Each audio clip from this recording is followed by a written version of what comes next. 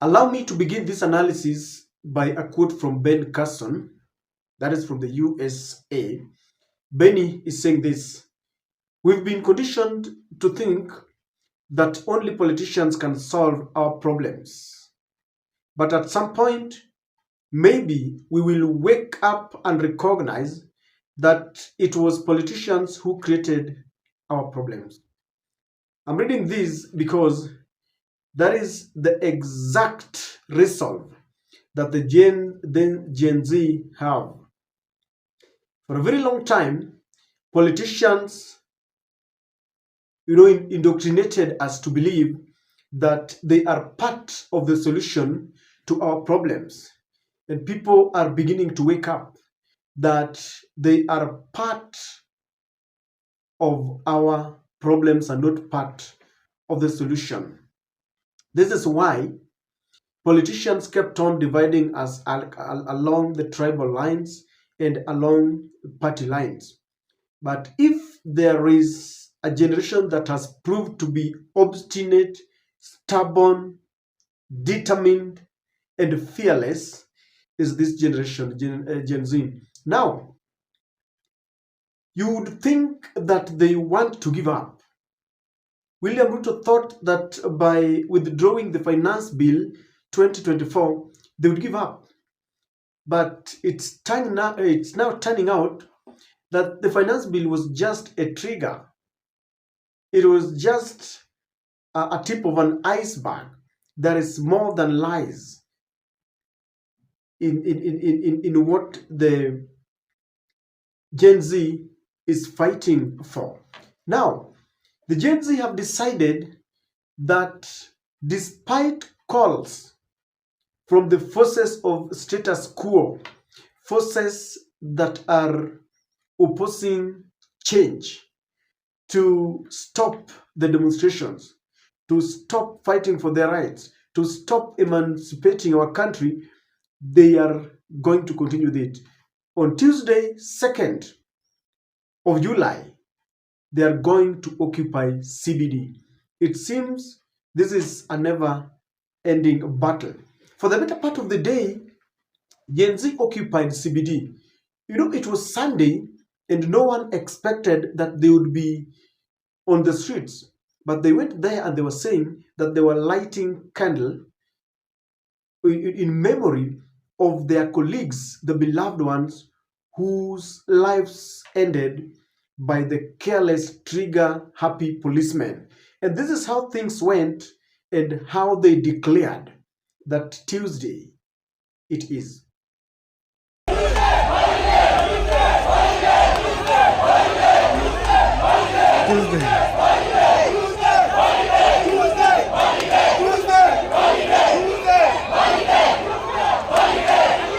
Holiday, holiday, holiday. Holiday, holiday.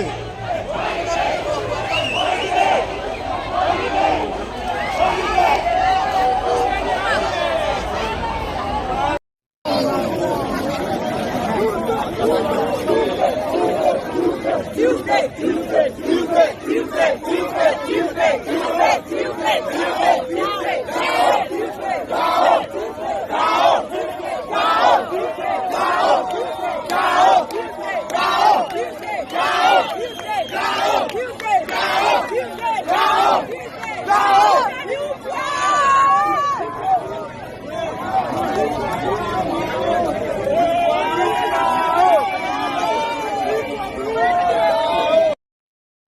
So that is how things went. Do you think William Ruto has got any cause to worry?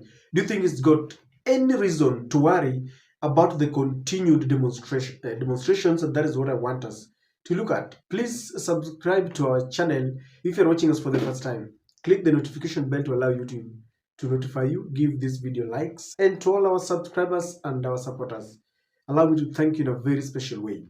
Ladies and gentlemen, it is now the second or third, when Gen Zs have decided no turning back. It is forward ever. It is a luta continua. Many lives have been lost, including the lives of the police. And Gen Z, instead of being cowed by the bullets, they are more determined than ever. And the reason why I believe that William Ruto has got a cause to worry is, he thought this was going to be a 1 day or 2 day affair. But the trajectory that this is taking, he's even confused. He has tried those archaic methods of trying to call for the leaders of the Gen Z. Gen Z, they are saying whoever will go to State House is going there for self-aggrandizement. He's going there on his own. He is not part of us because we are leaderless, tribeless, and partyless. Now, this is coming at a time when the courts have ruled that there will be no shooting either by use of rubber bullets or tear gas. There is no use. There will be no use of water cannons. There will be no mistreatment, and the courts have declared. Yes, I know that the government does not care, but you see, they are being, exposed at the international level. The US has always championed itself as a nation that embraces democracy. So they are seeing their boy, their blue-eyed boy, persecuting people in the street, even though, despite the fact that the courts have declared this null and void.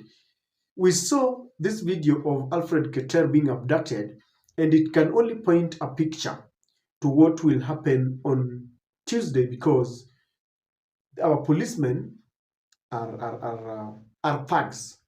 And I'm not saying all of them, but there are those policemen who are tarnishing the name of the police. Now, he's so worried because it has been declared there will be no use of water cannon. So, as the Gen Zs will be going on the streets, we don't expect them to be shot.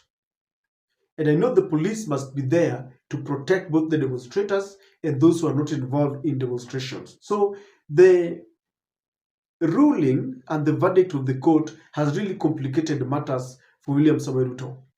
This is also happening at a time when Kenyans flocked the ICC website, and they're telling ICC, kujeni hapa. They're even telling that the ICC that Karim Khan was Ruto's lawyer, and therefore we know that he will not get involved fully in this. There will be no fairness. It will be conflict of interest. As a matter of fact, Karim Khan had, there was a time he was invited by Ruto's friends to come for, I don't know, it was to come for a honorary degree. And that was to show that he's standing in solidarity with William Samoei Ruto. That's what people interpreted. So this is coming at a time when when Kenyans have reported the UDA government to the ICC. And by doing that, they're inviting the international community. And when we talk of the international community, it involves the superpowers, the Western superpowers and the Eastern superpowers. That is why you see some people saying, the government spokesman was telling us that maybe Russia is involved.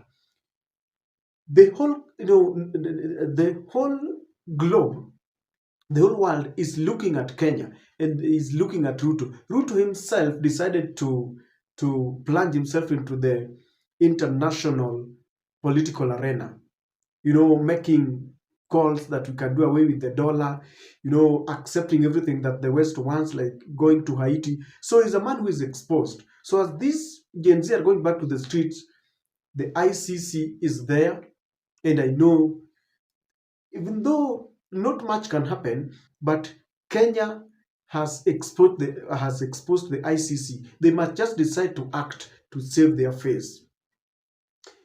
Another thing that is becoming very complicated to William Ruto is today, during an interview in Statehouse with Eric Latif, Joe Ageyo, and Linus Kekai, they confronted William Ruto with this question about the trigger-happy policemen, the killer cops who are shooting, people, including a 12-year-old boy whose body was riddled by 8 bullets and he died, including Rex, who was killed in Moi Avenue.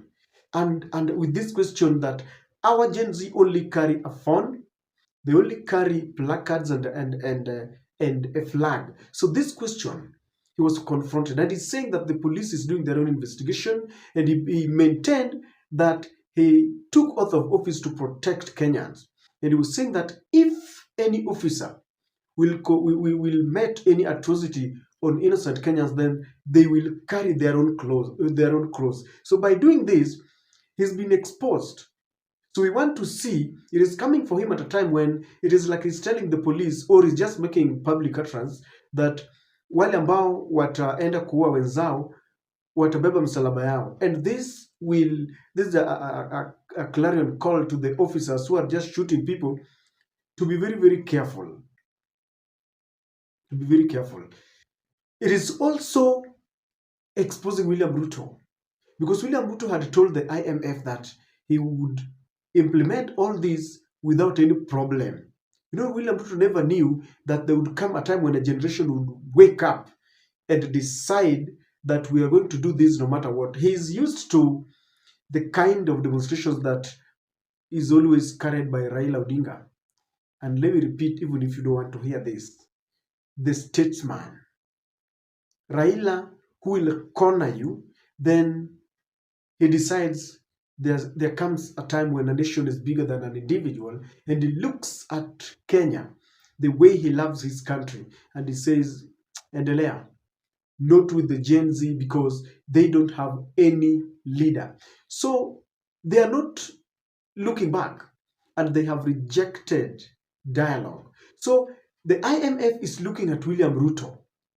You told us you could manage this, and the Gen Z have decided hata ukituita sisi hatukuji nini mazungumzo. We have told you what we want you to do. Wachana na hii mambo ya finance bill. And this is becoming very difficult for him, because the IMF has said you are wasteful. Sisi hatulegezi kamba, yale ambayo tulikuambia utimize utatimiza. You have to implement all that we said. So this is really it's hurting. It's getting into Ruto's nerves. And the Gen Z are saying, no looking back. This is what I'm telling you, that you might trivialize this, but you know, when they go to town, businesses come to stand still because there's running battles, and people lose money. There are people who just don't want to open their shops when the demonstrations are going on. And so it's bad. Now, you know the numbers that the Gen Z have. They've got numbers, swelling numbers every day. They are connected by their age group and age set. They are connected together, not by tribe, not by party, not by any leadership, but by the predicaments that they go through. They have huge certificates, decorated certificates, lying in their houses. They have tried to do businesses, it's not working. And so, ladies and gentlemen, they have decided Zakayo must come down. It is very, very difficult for William Ruto. So Tuesday it is Occupy. You've seen them occupying, they tried occupying Statehouse Nakuru. Wamesalimia wale wabunge ambao walivote yes. And so, ladies and gentlemen, this generation is going to make William Ruto fall. It is not very easy as you think.